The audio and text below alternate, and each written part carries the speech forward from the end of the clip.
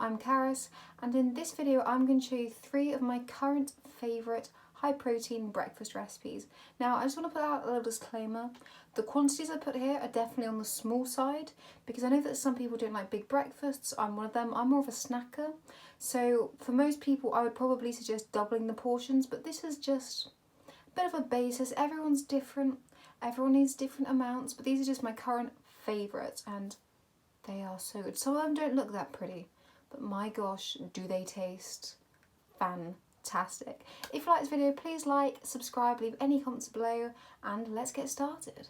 To start with, you're going to need 70 grams of yogurt, anyone will do, 120 grams of frozen cauliflower, don't knock it till you try it, 60 grams of any frozen fruit, and 10 grams of protein powder.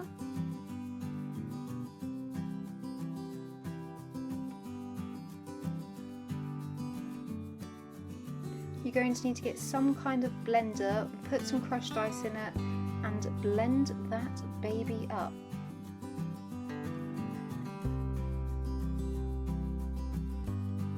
If your blender is at least even half as temperamental as mine, you're going to need to shake it and then keep adding almond milk or the milk of your choice until it gets to your desired consistency.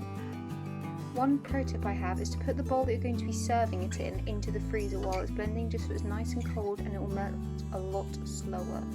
And then you fight your blender and try and get out. I know that was the most unappetizing way it possibly could have come out of the blender, but make sure you get every last bit. Believe me, the taste is just fantastic. On a summer's day, this is what you need.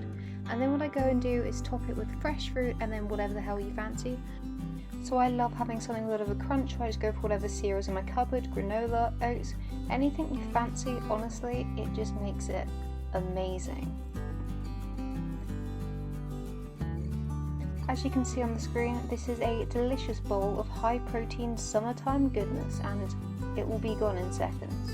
Next we've got some low carb gluten-free pancakes. Although gluten-free isn't something that I am, or low carb, I know that a lot of people are, so I thought I'd include this recipe. Starting with 12 grams of coconut flour, add half a teaspoon of baking powder. You want 12 grams of almond flour or ground almonds, 14 grams of protein powder and 2 egg whites. Combine all of the dry ingredients and I then blend it because I only use ground almonds rather than almond flour, and I find this gives it a much better consistency for the final pancake. After this, you want to keep adding water or almond milk, some kind of liquid, until you get a nice consistency. Now, believe me, coconut flour takes so much more liquid than you'd believe. I kept whisking and whisking, and I thought it would always keep drying out, but it does get to the stage you want it to be a thick pancake batter. Obviously, you're making pancakes here.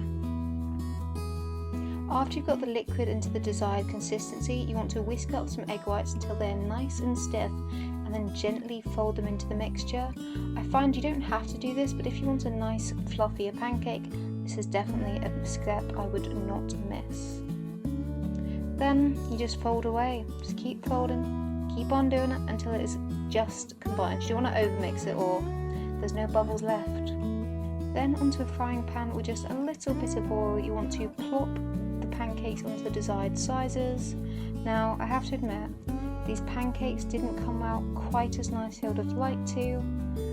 I don't have silicone rings, but this is the kind of size I like to go for. I prefer much smaller ones, but if you wanted to do 1 or 2 large ones, this recipe would definitely work for that as well. Now while the pancakes are doing their thing on the stove, I just add a little bit of water to half of the protein powder, mix it all up and create a really nice syrup. It is definitely an optional stage, I don't feel like you have to do it, and this is included in the macros at the end, but I just really love chocolate syrup. I then add some xanthan gum just to thicken it up a little bit and pour that baby onto my pancakes. As you can see from the macros on the screen, there is an extortionate amount of protein in here. They are so filling, so nice, and I would completely recommend. I did go back and put on some sugar-free syrup just because I have a massive sweet tooth, but it was so worth it. Now I have most definitely saved the best till last. This is my go-to fantastic recipe.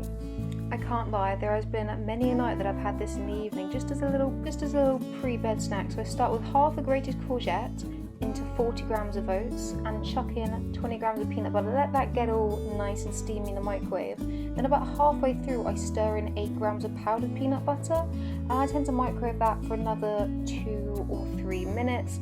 I just want it to get nice and creamy, all up in those oats, and don't knock the courgette until you try it. It's definitely a really good way of, one, getting some vegetables in the morning and just creating more volume.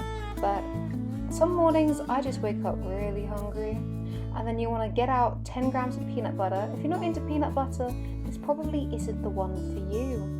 I then go ahead and put 33 grams of Bran Flakes on top. This really isn't much of an art form. I just really like when they go all soggy and kind of chewy when you stir them in. I do make this look a bit prettier today. I wouldn't usually go to this effort, but it definitely tastes good. You can add any cereal, but it's quite a higher calorie one. If you want to lower the calories, take out the peanut butter, but it is beautiful.